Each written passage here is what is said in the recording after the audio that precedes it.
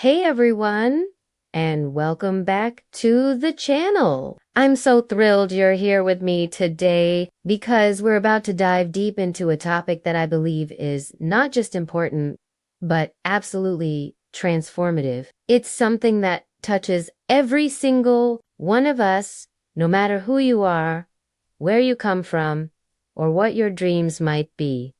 We're talking about failure. Yes, that word, the one that often makes us cringe, makes our stomachs drop and sometimes makes us want to just disappear into thin air.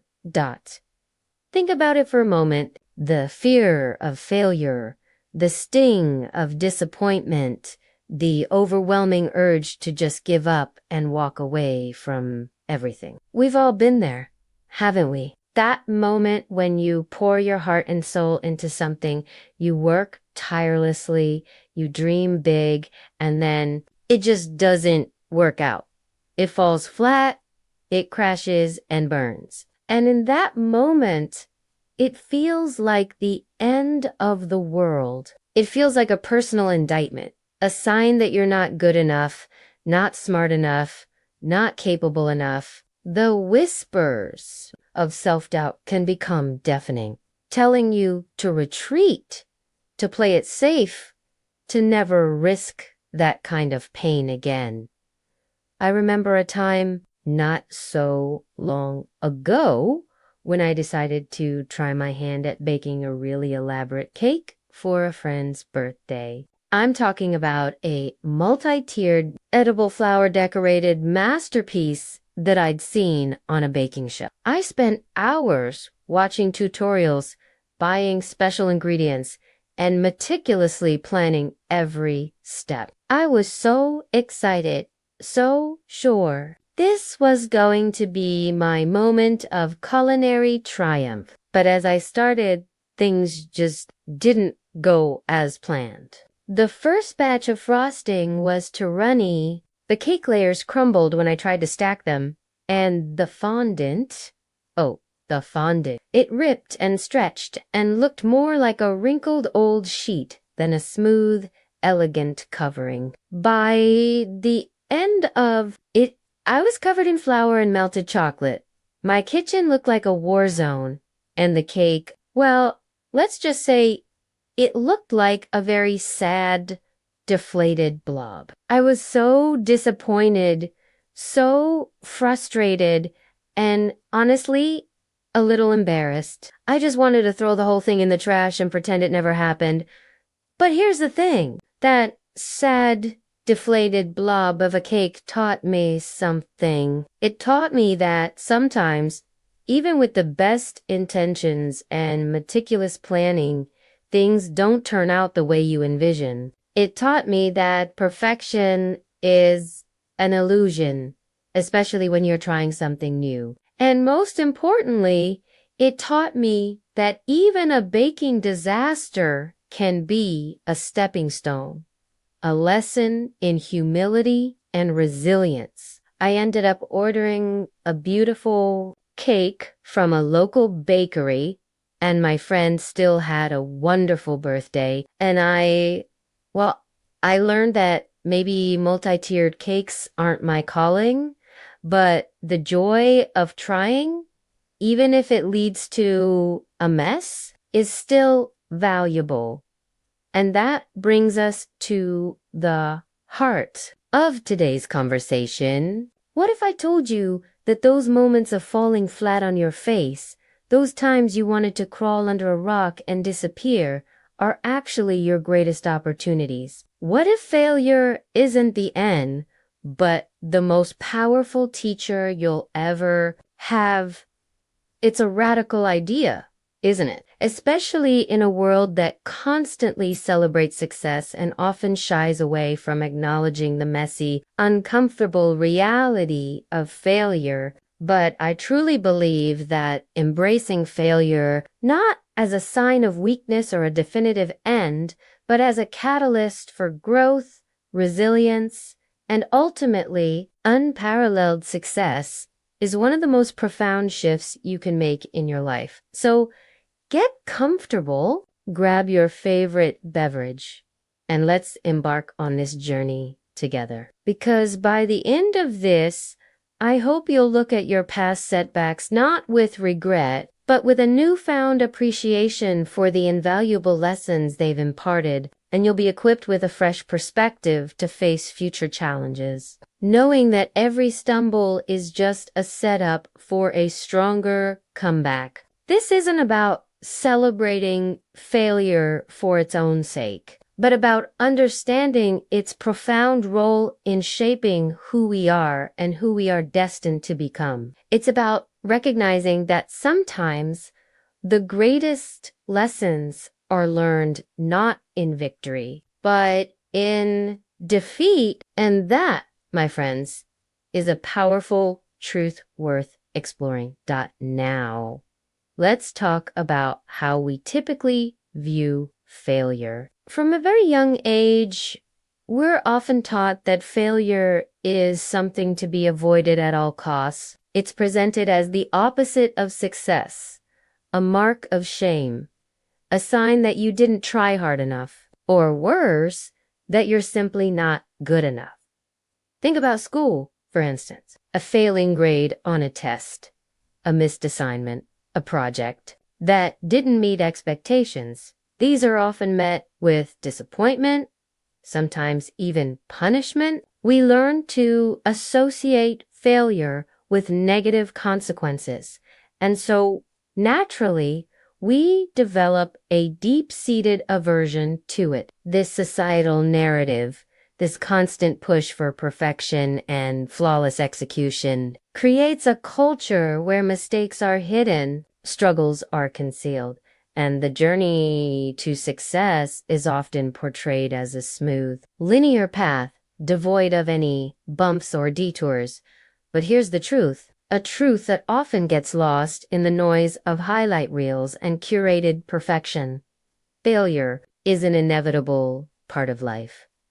It's not an anomaly. It's a fundamental component of learning, growth, and innovation. Every single person who has ever achieved anything significant, every inventor, every artist, every entrepreneur, every leader has faced countless setbacks, rejections, and outright failures along the way. The difference isn't that they avoided failure, it's that they understood its true nature and refused to let it define them. Asterisk, I like to think of failure not as a definitive end, but as feedback. Imagine you're trying to bake that perfect cake again. If the first attempt is a disaster, it's not a judgment on your worth as a baker. It's information. It's telling you that the oven temperature was too high, or the leavening agent was old, or you overmixed the batter. It's a signal, a piece of data that helps you adjust your approach for the next attempt. Failure is simply the universe's way of saying, that didn't quite work. Let's try something different. It's a course correction, not a condemnation. It's a valuable piece of information that, if you're willing to listen, can guide you precisely to where you need to go.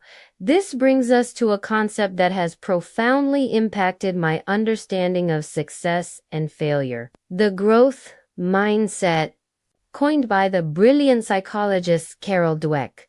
The growth mindset is the belief that your abilities and intelligence are not fixed traits, but can be developed and improved through dedication and hard work. It's the understanding that challenges are opportunities for growth, and that effort is the path to mastery. On the other hand, a fixed mindset is the belief that your qualities are carved in stone, that your intelligence and talents are inherent and unchangeable. If you have a fixed mindset, failure can feel devastating because it confirms your deepest fears about your limitations. It's a direct hit to your self-worth.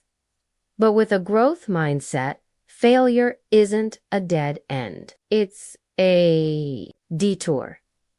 It's a chance to learn, to adapt, to try a new strategy. It's an opportunity to stretch yourself, to push beyond your perceived limits, and to discover capabilities you never knew you had. When you embrace a growth mindset, failure becomes less about what you can't do and more about what you haven't learned yet. It transforms from a source of shame into a powerful motivator. It's the difference between saying, I failed, therefore I am a failure, and saying, I failed, therefore I learned something new, and I'm one step closer to figuring this out. This shift in perspective, this redefinition of failure, is the first and most crucial step in turning your setbacks into your greatest teachers.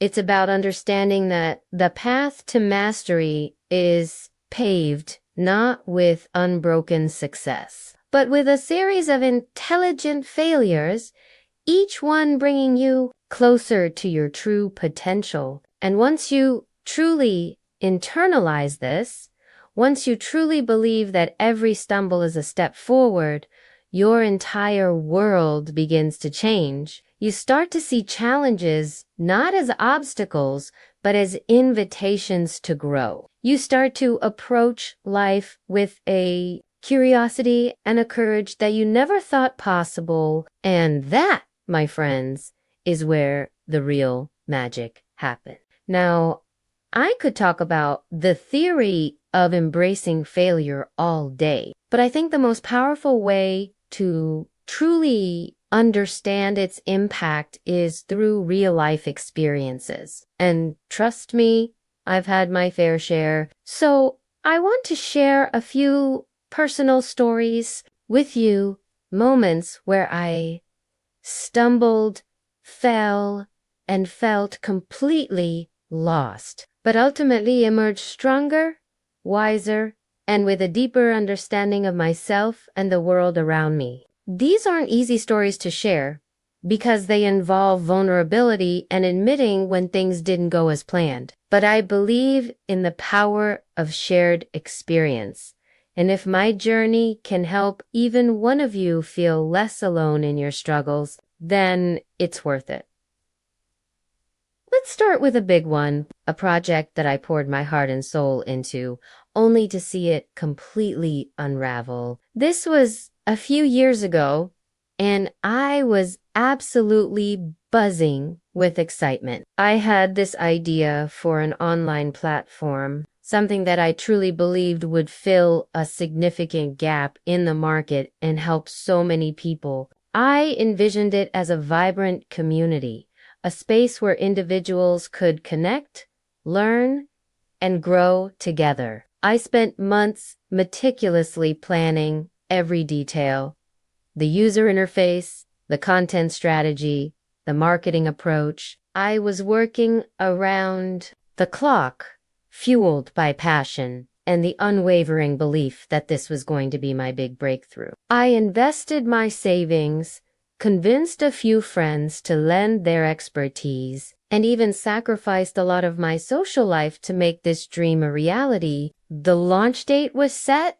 the buzz was building, and I felt like I was on the cusp of something truly monumental, but then the cracks started to show. Small technical glitches turned into major system failures. The marketing campaign, which I thought was brilliant, barely generated any interest. The community I envisioned simply didn't team materiara. People weren't engaging, they weren't signing up, and the feedback I did receive was, well, it was brutal. It wasn't just constructive criticism. It was a clear indication that my grand vision, in its current form, simply wasn't resonating. The platform, which I had poured so much of myself into, was a flop. A complete, undeniable, soul-crushing flop. I remember the day I finally had to admit defeat. It felt like a physical blow. The initial devastation was overwhelming. I felt a profound sense of shame, as if my failure was a public declaration of my inadequacy. All those late nights, all that financial investment, all the hopes and dreams I had tied to this project, they all came crashing down around me. I questioned everything. My intelligence, my judgment, my ability to ever succeed at anything. I wanted to crawl under a rock and disappear, to erase the entire experience from my memory. The self-doubt was deafening, telling me that I was foolish for even trying, that I should just stick to what was safe and predictable. For weeks, I was in a fog of disappointment, unable to focus on anything else, replaying every mistake, every misstep, every moment where I could have done something differently. But slowly, painstakingly, a shift began to occur. It wasn't a sudden epiphany, but a gradual process of healing and reflection. I started talking to a trusted mentor, someone who had faced their own share of setbacks. They didn't sugarcoat anything, but they also didn't let me wallow in self-pity. They helped me dissect what happened, not from a place of blame, but from a place of learning. We went through every aspect of the project, identifying what worked, what didn't, and most importantly, why. It was painful, like picking at a wound, but it was also incredibly liberating. I realized that my initial approach was too broad, that I hadn't truly understood my target audience's specific needs, and that I had been so caught up in my own vision that I hadn't listened enough to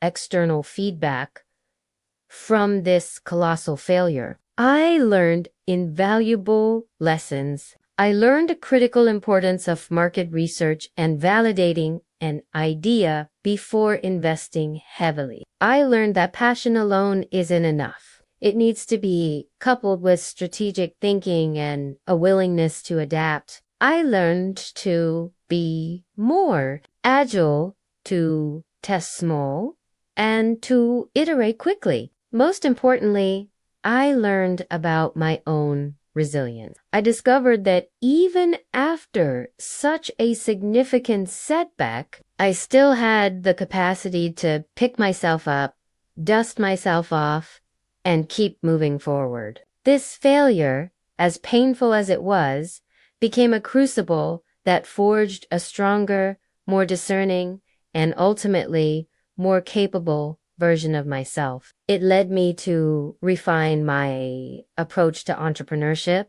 to be more cautious yet still courageous, and to truly understand that every failure, no matter how devastating it feels in the moment, carries within it the seeds of future success. It taught me that sometimes the greatest victories are born from the ashes of what we once considered our biggest defeats. It forced me to reevaluate my priorities, to understand the difference between a passion and a viable business model, and to truly listen to the market rather than just my own assumptions. This experience, though initially heartbreaking, was a profound turning point. It didn't stop me from pursuing my dreams. It simply refined them, making me a more astute, more adaptable, and ultimately a more effective creator and entrepreneur. It was a kind of lesson that no textbook or seminar could ever teach, a lesson etched into my very being through the raw, unfiltered experience of failure. And for that, looking back, I am truly grateful beyond professional or academic setbacks. Failure can also manifest in our personal lives, often with an even deeper emotional impact. I want to share a story about a significant personal relationship that, despite my best efforts and deepest hopes, ultimately came to an end. This wasn't a romantic relationship, but a very close friendship that had been a cornerstone of my life for many years. We had shared so much laughter, tears, dreams, and countless late-night conversations. This person was my confidant, my sounding board, and someone I truly believed would be in my life forever. The bond felt unbreakable, a constant in a world of change. However, over time, subtle shifts began to occur. Misunderstandings became more frequent, unspoken resentments started to fester, and our communication, once so effortless, became strained and difficult. We grew apart slowly at first, then with an accelerating pace. There wasn't a single dramatic blow-up, no grand betrayal. It was a slow, painful unraveling, a gradual erosion of trust and connection. Despite my attempts to salvage it, to talk things through, to bridge the growing chasm between us, the relationship eventually reached a point